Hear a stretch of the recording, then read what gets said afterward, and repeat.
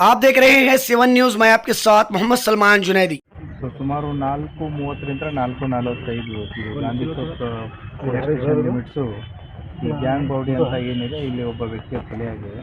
ಆತನ ಹೆಸರು ಫೈಜಲ್ ಇನಾಮ್ದಾರ್ ಅಂತಂದೇಳಿ ಏಜ್ 21 ವರ್ಷ. ಈಗ ಕೊಲ್ಲಾಪುರದಲ್ಲಿ ಕೆಲಸ ಮಾಡ್ತಿದ್ದ ಅನ್ನೋ ಮಾಹಿತಿ ಇದೆ. ಬಂದು 2 ದಿನ ಆಗಿತ್ತು.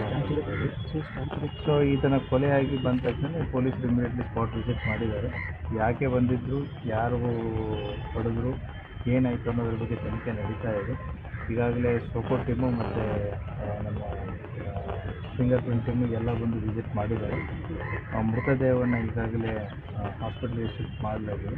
ಇನ್ನೂ ಕೂಡ ಏನು ಸ್ಪಾಟಲ್ಲಿದ್ದಂಥ ಮೆಟೀರಿಯಲ್ಸ್ ಏನಿದೆ ಅದು ಸೀಸ್ ಆಗುವಂಥ ಕೆಲಸ ನಡೀತಾ ಇದೆ. ಆದಷ್ಟು ಬೇಗ ಆರೋಪಿಗಳನ್ನು ಪತ್ತೆ ಮಾಡಲಾಗಿದೆ. ಅವರ ಪೇರೆಂಟ್ಸ್ಗಳನ್ನು ಕಂಪ್ಲೇಂಟ್ ತೊಗೊಂಡು will find out the reason, ಯಾರು ಬಂದಿದ್ದು ಮತ್ತು ಯಾಕೆ ಬಂದಿದ್ದು ಮತ್ತು ಈ ವ್ಯಕ್ತಿ ಅದಕ್ಕೆ ಏನು ಸಂಬಂಧ ಅನ್ನೋದನ್ನು ಆದಷ್ಟು ಬೇಗನೆ ಪತ್ತೆ ಮಾಡಿ. Thank you.